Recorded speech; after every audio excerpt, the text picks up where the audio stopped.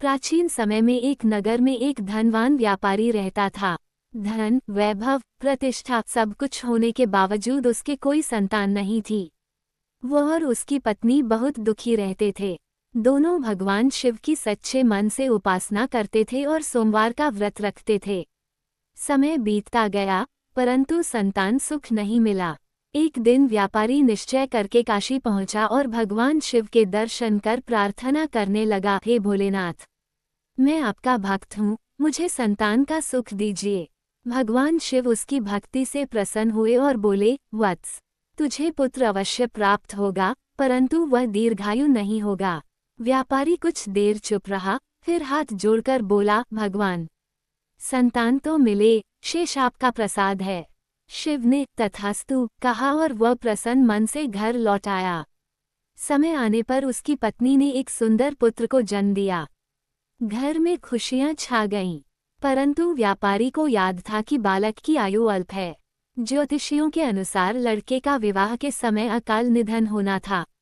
माता पिता भयभीत रहने लगे, पर बच्चे का पालन पोषण प्रेम से करते रहे। बालक जब बड़ा हुआ तो उसका विवाह निश्चित हुआ। विवाह के दिन को याद करके माता पिता चिंतित थे, परंतु नियति टाली नहीं जा सकती थी। विदाई के समय माँ ने आंचल पकड़कर कहा, बेटा, रास्ते में कहीं भी अभिमान या अपमान मत करना। गरीब धनियों सबको समान मानना, किसी के प्रति कठोर वचन मत बोलना। सदैव भगवान शिव का स्मरण करते रहना। पुत्र ने माँ की बातें हृदय में धारण की और बारात के साथ निकल पड़ा। यात्रा के दौरान बारात एक नगर के बाहर विश्राम करने लगी। पास ही एक माली का घर था, जिसकी बेटी का विवाह भी उसी दिन था, परंतु उसकी गरीबी के कारण कोई बड़ी व्यवस्था नहीं थी।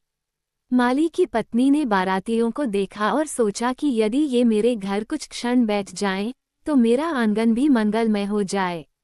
वह संकोच के साथ आगे बढ़ी और विनम्रता से बोली, यदि आप आंगन में बैठकर जल ग्रहण कर ले तो हमारा सौभाग्य होगा।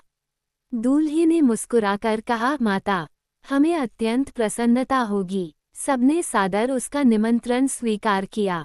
माली के घर बैठकर दूल्हे ने शीतल जल पिया और कुछ समय विश्राम किया। वहां उसने दीवार पर मिट्टी से बने भगवान शिव पार्वती के सुंदर चित्र देखे। माली की बेटी उनके सामने सिर झुकाकर प्रार्थना कर रही थी। दूल्हे का मन भक्ति से भर गया।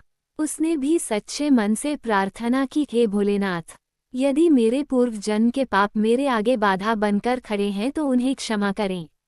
इसी बीच विवाह का शुभ समय आया और दूल्हा अपनी बारात के साथ आगे बढ़ गया। विवाह संपन्न हुआ। वही समय था जब ग्रह दोष के अनुसार उसकी आयु समाप्त होनी थी, परंतु हुआ इसके विपरीत। दूल्हा पूर्ण स्वस्थ रहा। सभी आश्चर्यचकित थे। ज्योतिषियों ने कहा, ये चमत्कार नहीं, सोमवार व्रत और भगवान शिव की कृपा का फल है। रास्ते में शिव पार्वती की भक्ति, विनम्रता और किसी का दिल न दुखाने की भावना ने काल को भी टाल दिया। समय बीतता गया। दूल्हा दीर्घायु हुआ। उसके घर में सुख शांति और समृद्धि बढ़ती गई। व्यापारी और उसकी पत्नी ने शिव भक्तिमय जीवन बिताया। नगर नगर में यह बात फैल गई कि जिसने सच्चे मन से सोमवार का व्रत किया, भगवान शिव ने उसकी हर मनोकामना पूरी की।